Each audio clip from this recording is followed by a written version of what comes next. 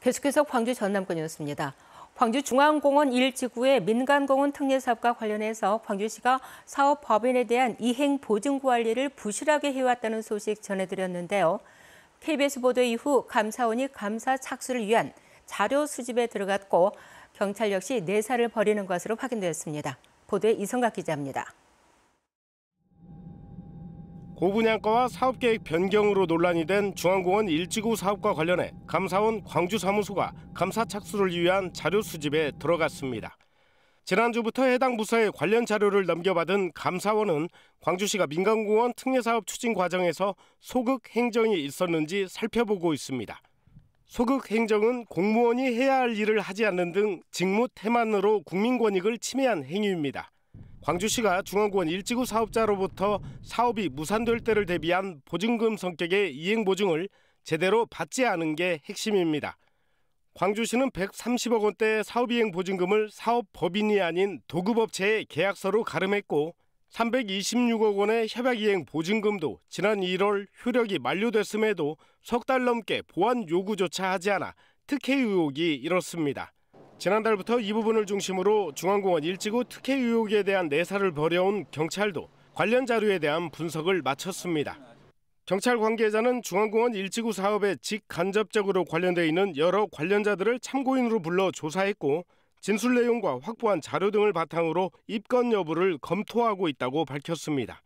감사원의 자료 수집과 별개로 지역 시민사회단체 중심으로 공익감사 청구도 논의되고 있습니다. 한편 중앙공원 토지주 등이 포함된 900여 명은 최근 중앙공원 1지구 사업의 불법과 비리 의혹이 있다며 조사를 촉구하는 국민청원을 냈습니다. KBS 뉴스 이성각입니다. 광주경실련이 광주시가 발표한 중앙공원 1지구 사업 계획안의 즉각 철회를 요구했습니다. 경실련은 이번 사업 계획 조정안이 여러 문제점이 있다는 지적에도 광주시가 일방적으로 이를 확정해 사업조정협의회를 들러리로 전락시켰다며 민간공원과 관련한 협의기구에 불참하겠다는 뜻을 밝혔습니다. 경실련은 또 이번 조정안의 전체 내용 등을 공개해서 객관적인 검증 절차를 거칠 것과 함께 사업의 전면 재검토를 촉구했습니다. 광주 철거 건물 붕괴 사고와 관련해서 경찰이 건물 성면 철거 공사에서 불법 하도급 계약이 이뤄진 점을 확인하고 수사를 벌이고 있는데요. 관련 민원이 사고 전에 담당 구청과 노동청에 제기됐지만 별다른 조치가 없었던 것으로 확인되었습니다. 손준수 기자입니다. 건물 철거를 앞둔 지난달 성면 제거공사 안내문이 설치됐습니다. 공사업체가 대인개발이라고 적혀 있습니다. 재개발조합 측이 성면 철거공사 업체로 선정한 다원 ENC가 아닙니다. 이를 발견한 조합원은 동구청에 문제를 제기했습니다. 저희 조합하고 계약 맺은 회사도 아니고 작년에 봤던 회사 이름도 아니고 그래서 뭔가 이상하다 싶어서 이제 사진을 찍었죠, 제가. 불법 하도급을 의심할 만한 상황이지만 광주 동구청은 별다른 조치를 취하지 않았습니다. 관리 감독에 소극적이긴 광주지방고용노동청도 마찬가지입니다. 불법 하도급 업체 이름이 적힌 공사계약서를 접수하고도 후속 조치는 없었습니다. 광주지방고용노동청은 성면 철거공사의 신고와 접수 관리 감독을 맡고 있습니다. 이에 대해 광주지방고용노동청과 광주동구청은 사고 직전에 민원이 들어와 현장 확인이 어려웠다고 밝혔습니다. 경찰은 성면 철거 작업의 불법 하도급 계약과 관련해 광주동구청과 노동청의 관리 감독이 적절했는지에 대해 확인하고 있습니다. KBS 뉴스 손준수입니다. 17명의 사상자를 낸 광주 건물 붕괴 사고와 관련해서 불법 재하도급에 관여한 혐의를 받고 있는 철거업체가 사고 직후 회사 내부 전자정보를 없앤 것으로 드러났습니다. 광주경찰청 수사본부는 철거업체인 다원 ENC에 대한 압수수색 과정에서 회사 컴퓨터 하드디스크를 없애고 교체한 정황이 포착돼 다원 ENC 직원 2명을 증거인멸과 증거인멸 교사 혐의로 입건해 조사 중입니다. 이들은 사고 나흘째인 지난 13일 증거인멸을 시도했으며 이 같은 행위가 찍힌 CCTV 영상을 삭제한 혐의도 받고 있습니다. 서해상에서 25억 원 상당의 담배를 밀수하려던 선장과 선원 6명이 검거됐습니다. 배 어창 안에선 생선 대신 담배 56만여 갑이 숨겨져 있었습니다. 김영찬 기자가 보도합니다. 먼 바다에서 해경 함정이 수상한 어선에 접근합니다. 해경 대원들이 배를 옮겨 타 수색을 시작하자 고기 창고에서 국산 담배와 외국산 담배가 쏟아져 나옵니다. 선원들은 어창 안에 담배를 숨겼고 적발된 배 어창 안에는 25억 원 상당의 담배가 발견됐습니다. 한국인 선장 A씨와 외국인 선원 등 6명은 충남 보령을 떠나 지난 18일 가고도 인근 해역에 도착했습니다. 이들은 망망대해에서 중국 선박을 만나 담배 56만여 갑을 넘겨받은 뒤 목포항을 통해 밀반입하려 했습니다. 증거인멸, 도주 우려, 사안의 중대성 등을 감안하여 구속영장을 신청한 상태입니다. 출입국 관리당국의 신병을 인계한 상태입니다. 이에 앞서 지난 4월에는 군산시 어청도 남서쪽 공해상에서 4억 원 상당의 중국산 담배를 국내로 밀수하려던 운반책 등이 검거되기도 했습니다. 최근 담배 밀수 시도가 빈번한 원인은 수출용 담배와 국내 시중 유통 담배의 가격 차이 때문으로 분석됩니다. 한 갑에 4,500원 가량 하는 국산 담배도 실제 중국에서는 1,000원 정도에 살 수 있습니다. 목포해경은 이번에 적발된 담배가 실제 국내산인지 아니면 중국산 가짜 모조품인지를 가리기 위해 한국담배인상공사에 성분 분석을 의뢰했습니다. KBS 뉴스 김영창입니다. 여순광양유족회가 여순사건 특별법 제정을 촉구했습니다. 여순광양유족회는 광양시민단체협의회 등과 공동으로 낸 성명을 통해 국가폭력으로 억울하게 희생된 피해자들의 진상규명과 명예회복이 서둘러 추진돼야 한다고 주장했습니다. 여순사건 특별법은 지난 2001년 16대 국회에서 발의된 뒤 상임위 계류 뒤 자동 폐기됐지만 민주당 소병철 의원이 대표 발의한 여순사건 특별법이 최근 상임위를 통과하면서 제정 가능성이 커졌습니다.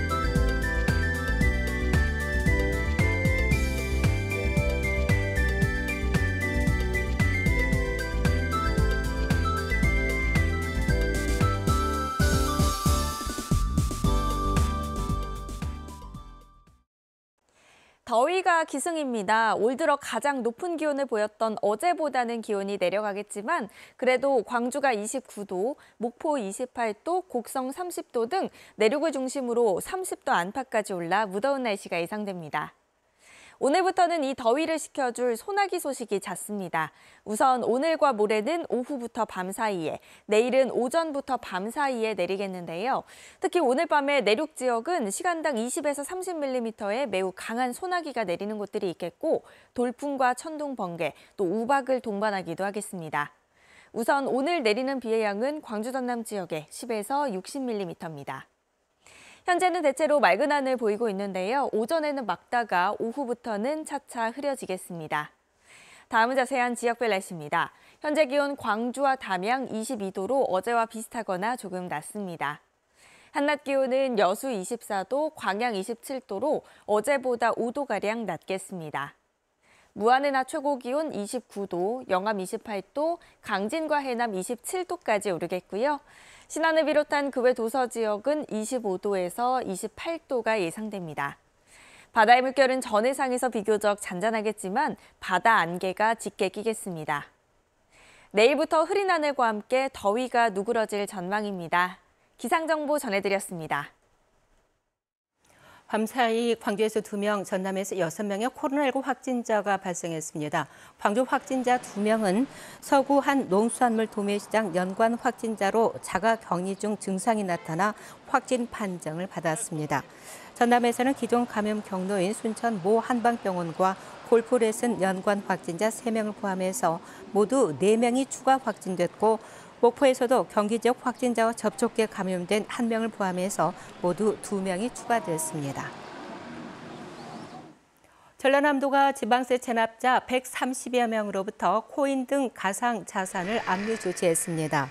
전남도는 국내 주요 가상자산 거래소 4곳에 지방세 체납자 조회 의뢰를 통해서 체납자 137명을 확인하고 1억 4,400만 원을 압류했다고 밝혔습니다.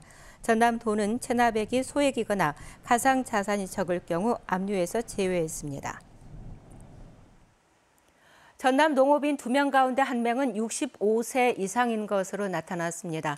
호남지방통계청이 발표한 자료를 보면 지난해 기준 전남의 농가 인구는 27만 9천 명으로 이 가운데 65세 이상 농업인 비중은 48%로 집계됐습니다.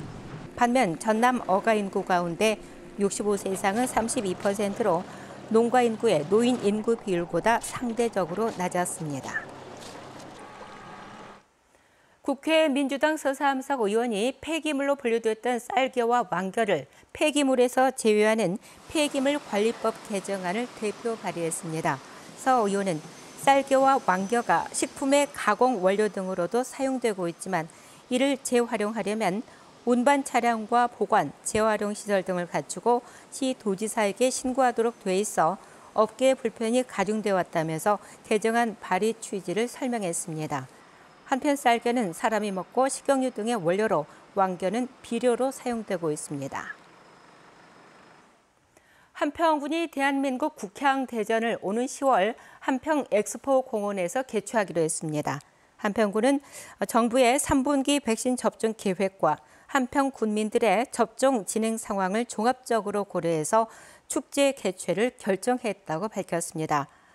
축제 총감독에는 장진만 오산대 교수가 위촉됐고 자세한 일정과 계획은 다음 달에 확정됩니다. 광양시 내 운전면허 시험장에 옛 경전선 폐선 부지를 활용한 미세먼지 차단숲이 조성됐습니다. 광양시는 옛 경전선 폐선 부지에 모두 7억 6천만 원을 투입해서 광나무 등 14종의 관목 8천여 주와 교목 200여 주, 화초류 2,400여 본을 심었습니다. 화요일 아침에 함께한 KBS 뉴스를 마칩니다. 감사합니다.